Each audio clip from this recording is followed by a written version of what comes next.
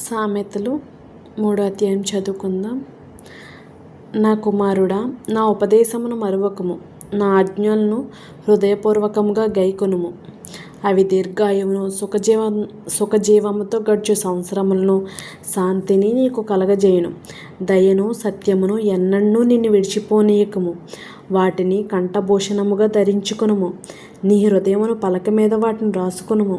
అప్పుడు దేవుని దృష్టి యందును మానవుల దృష్టి యందును నీవు దయనొంది మంచివాడవని అనిపించుకొందువు. నీ స్వబుద్ధిని ఆధారం చేసుకొనక నీ పూర్ణ హృదయముతో యెహోవా యందు నమ్మకముంచుము. నీ ప్రవర్తన అంతటి యందు ఆయన అధికారమునకు ఒప్పుకొనుము. అప్పుడు ఆయన నీ త్రోవలను సరళము చేయును. నేను జ్ఞానిని గదా అని నీవనుకొనవద్దు. యెహోవా యందు భయభక్తులు కలిగి చెడుతనము విడిచిపెట్టుము. అప్పుడు నీ దేహమునకు ఆరోగ్యమును, నీ ఎముకలకు సత్తువయు కలుగును. నీ రాబడి అంతట్లో ప్రథమ ఫలమును, నీ ఆస్తిలో భాగమును ఇచ్చి యెహోవాను ఘనపరచుము. అప్పుడు నీ కొట్లలో ధాన్యము సమృద్ధిగా నుండును. నీ గానుగులలో నుండి క్రొత్త ద్రాక్షారసం పైకి పొర్లిపారును. నా కుమారుడా, యెహోవా శిక్షను తృణీకరింపవద్దు. ఆయన గద్దింపునకు విసుగవద్దు. తండ్రి తనకిష్టుడైన కుమారుని గద్దించు రీతిగా యెహోవా తాను ప్రేమించు వారిని గద్దించును. జ్ఞానం సంపాదించిన వాడు ధన్యుడు. వివేచన కలిగిన నరుడు ధన్యుడు.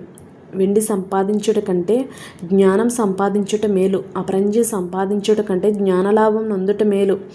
పగడముల కంటే అది ప్రియమైనది. నీ ఇష్ట వస్తువులన్నీ దానితో సమానములు కావు. దాని కుడి చేతిలో దీర్ఘాయువును, దాని ఎడమ చేతిలో ధనఘనతలను ఉన్నవి. దాని మార్గములు రమ్య మార్గములు, దాని త్రోవలన్నీ క్షేమకరములు. దానిని అవలంబించు వారికి అది జీవవృక్షము. దాన్ని పట్టుకుని వారందరూ ధన్యులు. జ్ఞానము వలన యెహోవా భూమిని స్థాపించెను. వివేచన వలన ఆయన ఆకాశ విశాలము స్థిరపరచెను.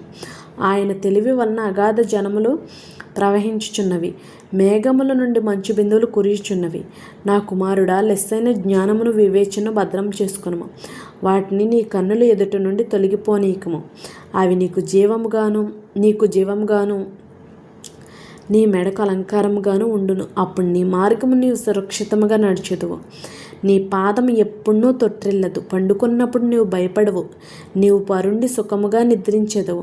ఆకస్మికముగా భయం కలిగినప్పుడు, దుర్మార్గులకు నాశనం వచ్చినప్పుడు నీవు భయపడవద్దు.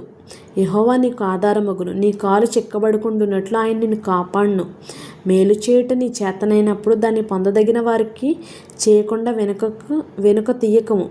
ద్రవ్యము నీ యొద్దనుండగా రేపు ఇచ్చేదను పోయి రమ్మని నీ పొరుగువానితో అనవద్దు. నీ పొరుగువాడు నీ యొద్ద నిర్భయముగా నివసించినప్పుడు వానికి అపకారం కల్పింపవద్దు. నీకు హాని చేయని వానితో నిన్నిమిత్తముగా జగడమాడవద్దు. బలాత్కారము చేయు వాని చూచి మత్సరపడకము. వాడు చేయు క్రియలను ఏమాత్రమును చేయగోరవద్దు. కుటిలవర్తనుడు యెహోవాకు అసహ్యుడు. యథార్థవంతులకు ఆయన తోడుగా నుండును. భక్తిహీనుల ఇంటి మీదకి యెహోవా శాపం వచ్చును.